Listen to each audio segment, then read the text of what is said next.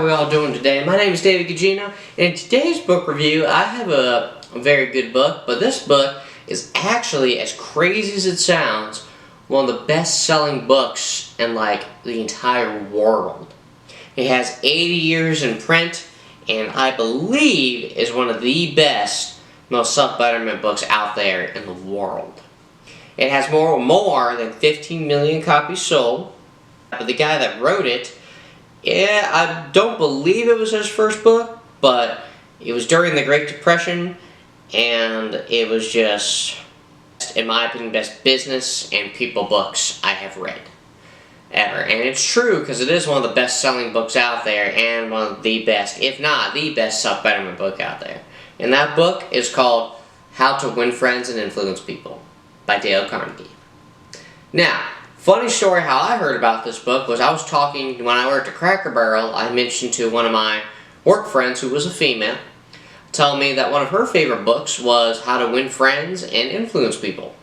And then I was like, really? And then when I looked up the book, and realizing it was one of the best self-betterment books in the entire world, has the most copies sold, and that the author got really famous from this book. So I was like, huh, I gave it a try. Now, he goes and kind of in depth, but he mentions things in this book that I don't think about when I'm talking to people. And I've mentioned this before, that your success is all dependent on how you deal with people, but I read that the first time ever when I read this book. Most people, I mean, you're probably watching this and being like, well, I don't want any more friends, I don't need friends. Well, I'm going to tell you this, you don't have to be friends with everybody, but you do have to be nice to everybody. And you need friends in life. You need to talk to other people. You need to be outside of your house. And speaking of outside, we're having a little snowstorm here in Brazil, Indiana. And it's unfortunate, but I wanted to go train early tomorrow. I wanted to work out early tomorrow, but that may slide a bit. But anyway, that's what's going on in Brazil. So now we're going to dive in here into the book. I know I always love to start at the beginning. But listen to what he says about criticism, and basically just about dealing with people. So listen to what he has to say.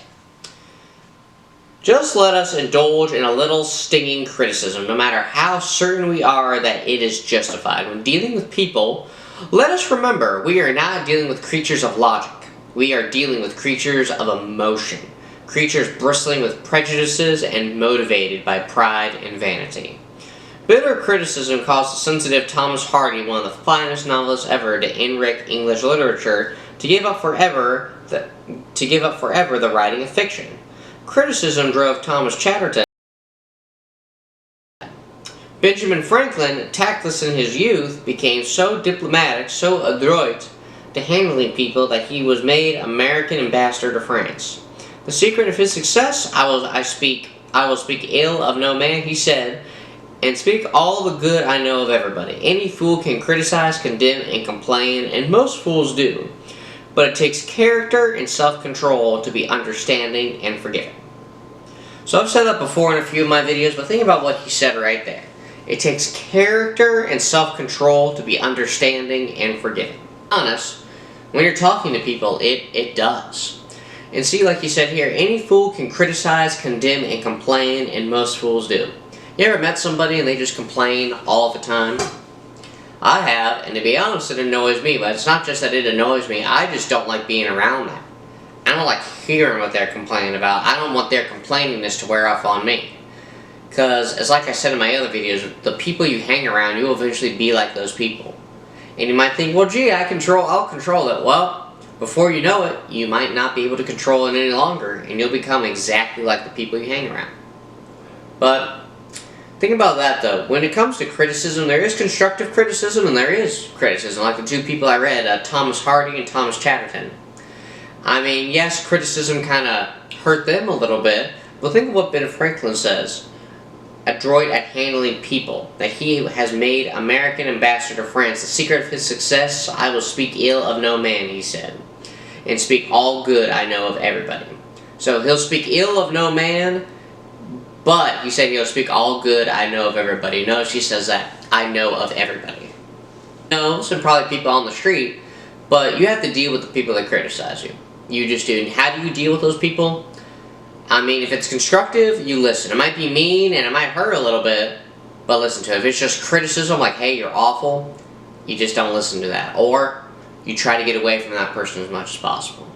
But when it comes to dealing with people, we're not dealing with creatures of logic. We are dealing with creatures of emotion. Creatures bristling with prejudices and motivated by pride and vanity. Creatures of emotion, yeah, it might sound crazy, but humans are emotional. When I was a kid, if you called, like in kindergarten, if you called somebody stupid, they'd break down crying and go run to their teacher. As an adult, you call somebody stupid, yeah, they don't break down crying, but it still hurts. And they will still think about it for the rest of the day. And you might think, what point are you making here, David? Calling someone stupid is going to have the same effect. Not the same physical effect, but the same emotional effect. You might not break down crying, but I hate when people call me stupid. If you ask multi-millionaires, people are like, yeah, they called me stupid and called me this. They say that because that's what they called them. They did not like being called stupid. But the emotion is a part of it. The emotional thing will not change. People calling you names is not fun. People physically harming you for no reason is not fun. And it's just certain things, even little things, like calling someone stupid can be so emotional to certain people. And that's why, in my opinion, you have to be careful with what you say to people. Why other people matter. No one's just stupid and no one is useless. Everyone on earth matters. Now, for the next point that I have here is we had some thinking. Any fool can criticize, condemn, and complain, and most fools do, but it takes character and self-control to be understanding and forgiving. And yes, it does, ladies and gentlemen. Yes, it does. So the next point that I have here is a fairly different point, and I'm sorry, I know I'm a horrible, but so listen to what Dale Carnegie has to say here about condemning people. Instead of condemning people, let's try to understand them, why they do what they do. That's a lot more profitable and intriguing than criticism, and it breeds sympathy, tolerance, and kindness to know all is to forgive all. As Dr. Johnson said, God himself, sir, does not propose to judge man until the end of his days. Why should you and I? Isn't that really interesting to think about? And it has a principle at the end, don't criticize, condemn, or complain. But there is more. Why not try to understand people as to why they do, why they complain, why criticism hurts them, why condemn them? Honestly, just try to understand people. And to be honest, everyone's looking for somebody to understand them. Everybody is. Like the crazies out there are like, they're waiting for somebody to understand them. People who think that the world hates them, somebody out there needs to understand them. And what do you mean by, and you're probably wondering, what do you mean by understand, David? What I mean is just asking them why they are the way they are, why they feel this way, why they believe the world has done this to them. Just really put yourself in their shoes as to how you would feel in their situation. And then find problems to solve, find the problem or the root of the problem so they can solve it and or cope with it. At least that's my opinion.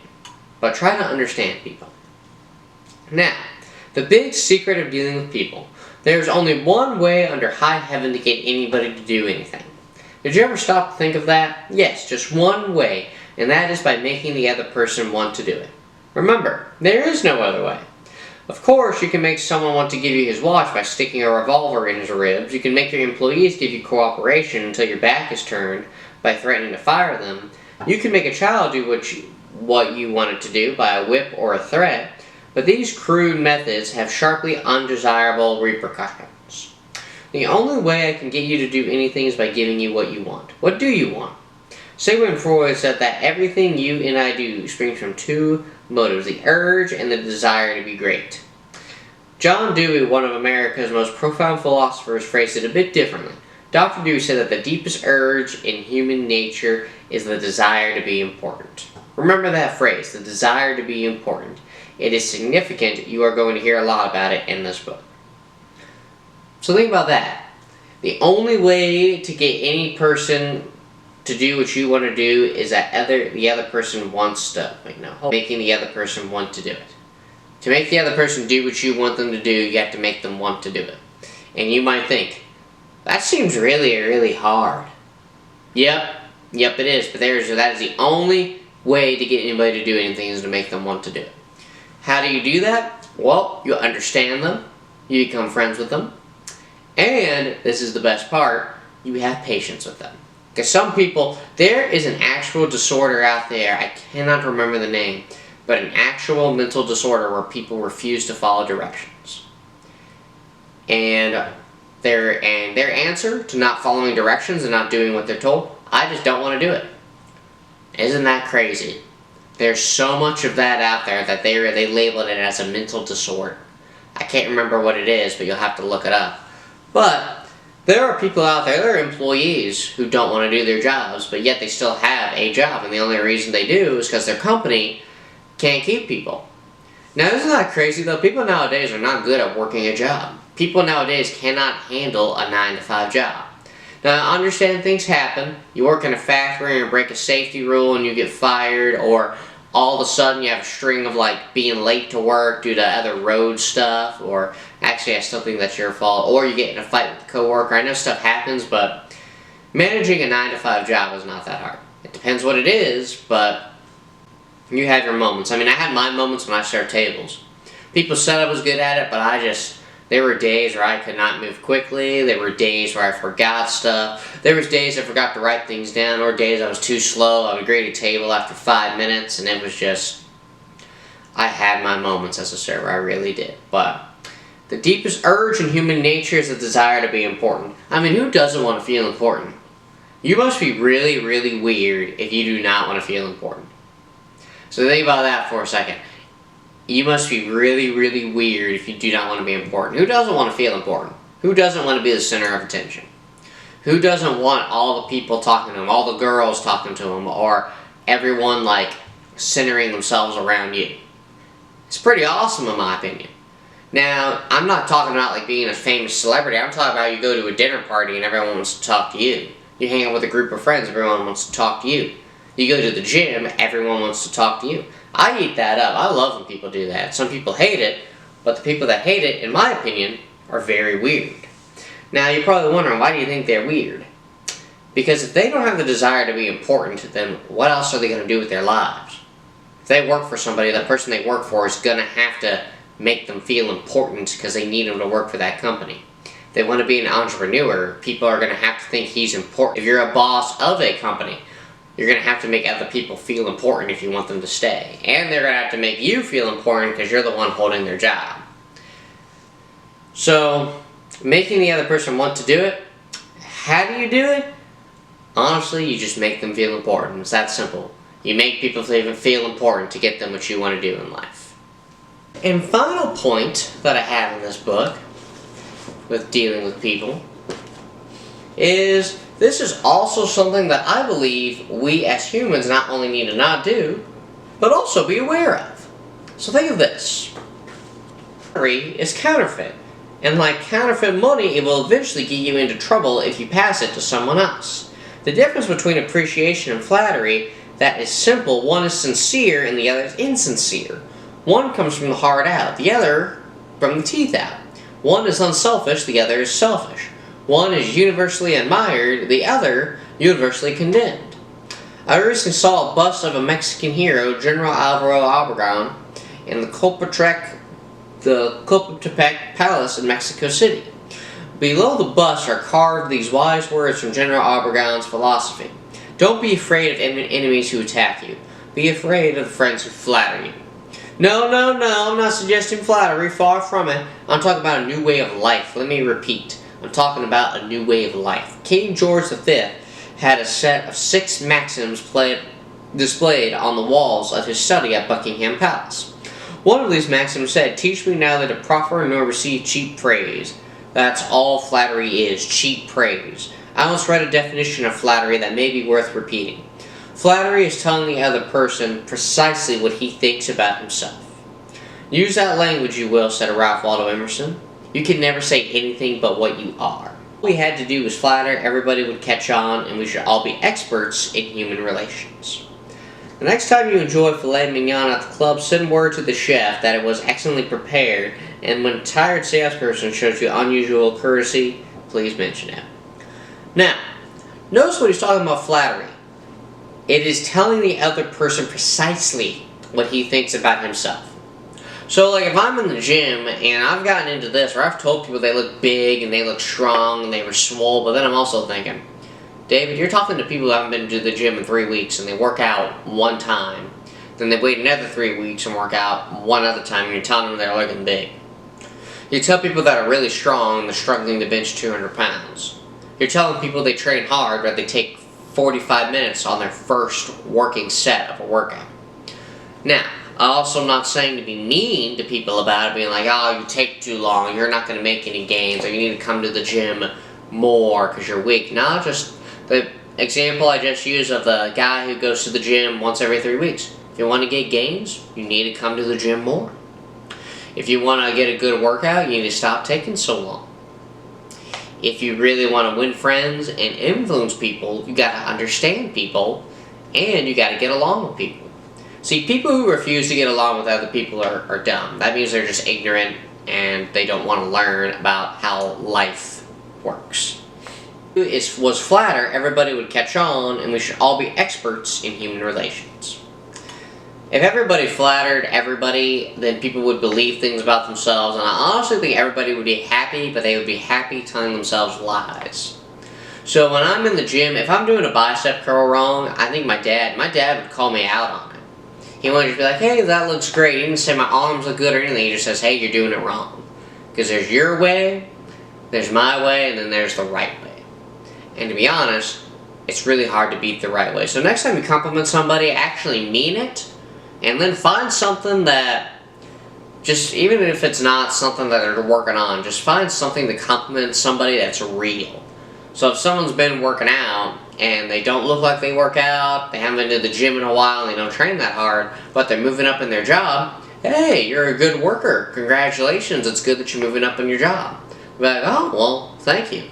Not only that, but you brought up something outside of the gym that you remembered. So you want to remember things people tell you. You really do. And, like you said earlier, salesperson who is tired but shows unusual courtesy, please mention it. Filet mignon at the club, send word to the chef it was excellently prepared. That chef who cooked that filet mignon had been having a horrible day. He did not want to be at work, and he had to deal with his crazy kitchen staff, he had to deal with people, but that one person that was like, hey, tell the chef that the filet mignon was good. The waiter comes back, hey, this table said your filet mignon was amazing. He never saw the person or met the person, but he goes, you know what? Someone actually cared to say that. And this is a big one. When a tired salesperson shows you unusual courtesy, please mention it. When people are having bad days but are still nice to you, those are the people you be around. Because there are also people who have bad days and they take it out on everybody. But if you're still kind to everybody, you still show courtesy to other people, and you still show respect to everybody even whilst having a bad day, you're a good person. That's a really, really good thing to do. And it's a crazy thing to do because it amazes me how many people are emotional. People are emotional, but they're so emotional to where when they're having a bad day, they will just feel better. They will make themselves feel better by taking it out on everyone else. So don't flatter people. Actually mean your compliments. And that is the takeaway for this video, to compliment somebody. Not really physical attributes, but like things they've done in their life. If you find out, give them a compliment about it. Tell them they've worked hard. Tell them they're smart. Tell them they're good at figuring things out. But just give somebody a compliment. And I guess you could end it, if you're talking to a girl, end it with physical attributes. But the takeaway for this video is to give somebody a compliment.